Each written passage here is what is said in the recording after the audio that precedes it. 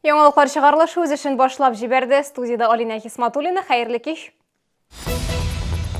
Шулман проспектындагы ташландык урынны ни өчен беркемдә күрми. Шәһәрдәшләр зары буенча урынга Ләйсән Ханова чыкты.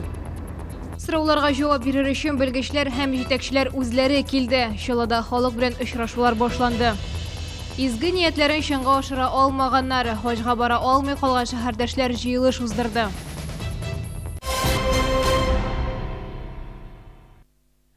61 комплекста төзелеп бетмәгән бинаны сүтәчәкләр. 15 яшьлек кыз белән булган фаҗигадан соң шундый карар кабул ителде. Исегезгә төшерәм, бала Алан базары артындагы бинаның 2нче катыннан егылып төште. Кичә ул Казан хастаханәсендә вафат булды. 61 комплекстагы бинаны сүтсәләр дә, шәһәрдә балалар өчен куркыныч булган урыннар әле шактый. Аларның берсен хәбәрчебез Ләйсән Ханова күреп кайтты. Безнең иҗат төркеме килгәндә койма буйлап берничә малай йөри иде инде. Видеокамераны күрүгә алар тизрәк китәргә ашыкты.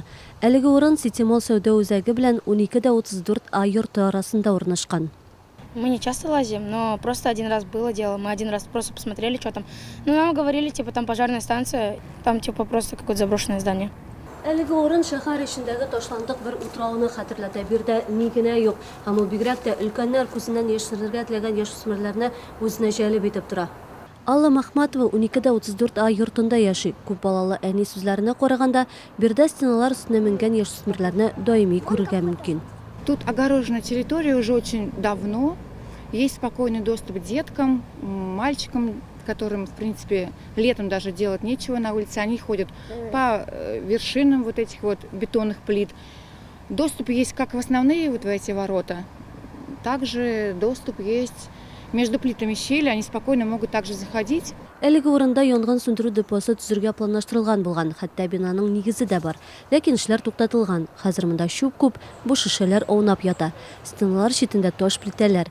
Үзәк район хакимиятендә әйтүләренчә, әлеге урын республика балансында исәпләнә. Бу проблема турында беләбез.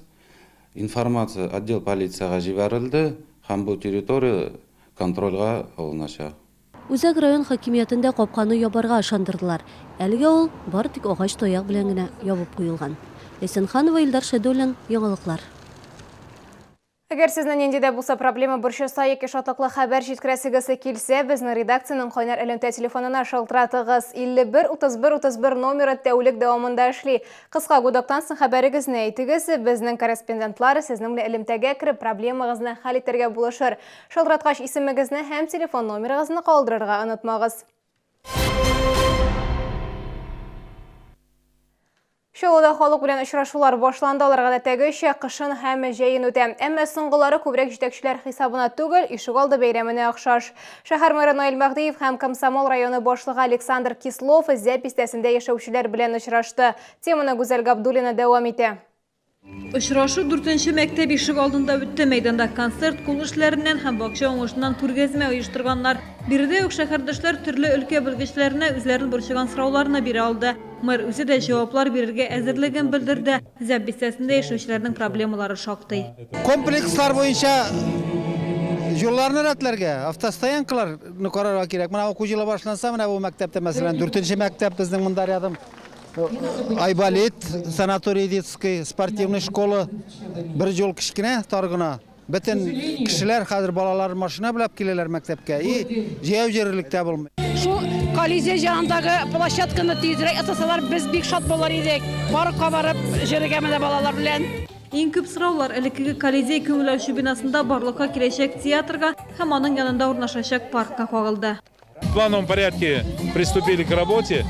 Значит, пока идет согласование самого проекта Колизея, как только будет на всех уровнях согласован, на уровне правительства Республики Татарстан, проект он был согласован с жителями. В рамках этого проекта идут работы по обустройству парка вокруг Колизея. Очрашулар дәвам итә. Иртәгә алар Сергей Титовский верында һәм 51-07 4-21 йортлары ишек алдында узачак. Гүзәл Габдуллина, Сергей Вильданов, яңалыклар.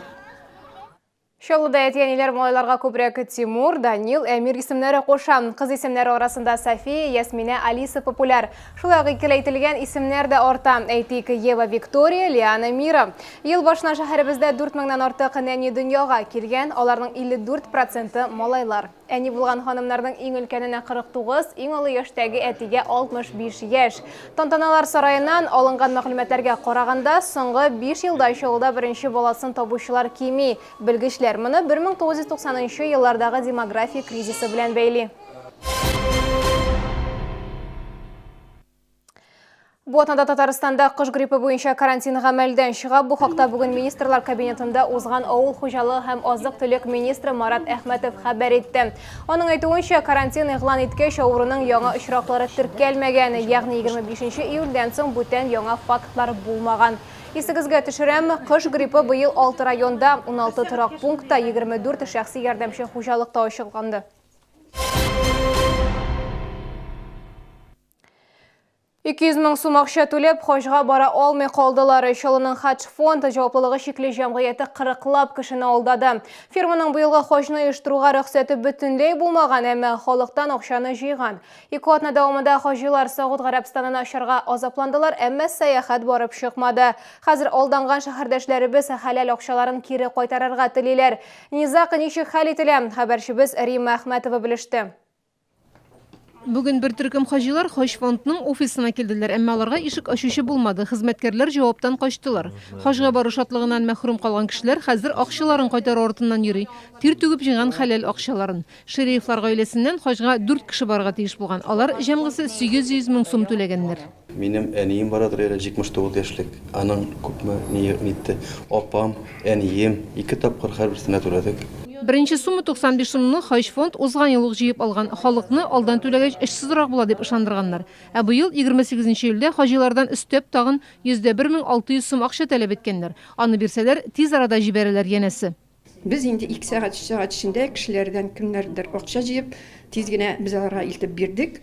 Һәм 1-2 көннән соң үтә вакыт Муслим Тор сезнең акчаларны алмады дип. Аннары звонит, кире дә кайтармады. Алданган хаҗиларга соңгы түләгән 100,000-нәрен 10 көн эчендә кире кайтарырга вәгъдә итәләр. Калган 95,000 сумны исә декабрьгә кадәр көтәрсез дигәннәр. Элемтә WhatsApp аша бара. Хаҗиларның оештыручыларны әле күргәннәре юк. Рим Әхмәтова, Илдар Шайдуллин, яңалыклар.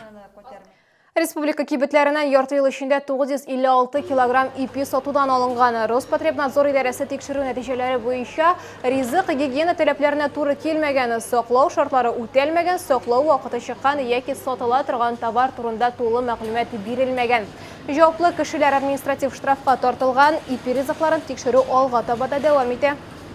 Тукай районында урып җыю эшләре дәвам итә. Ул хезмәтчәннәре бу көнгә бөртеклеләрнең 27%-ын җыеп алганнар. Барлыгы 38,000 тонна ашлык алынган. Авыл хуҗалыгы идарәсе биргән мәгълүмат буенча 1 гектардан уртача 33 центнердан артык уңыш чыга. Уңыш күләме буенча Тукай районы Зәй, Актаныш, Нырлат, Сарман белән бергә лидерлар рәтендә. Бу сезгә ишкерәсе соңгы мәгълүматыбыз иде. Мин Рина Хисматуллина, сезнең белән бүгенгә сау булашам. Игътибарыгыз өчен рәхмәт.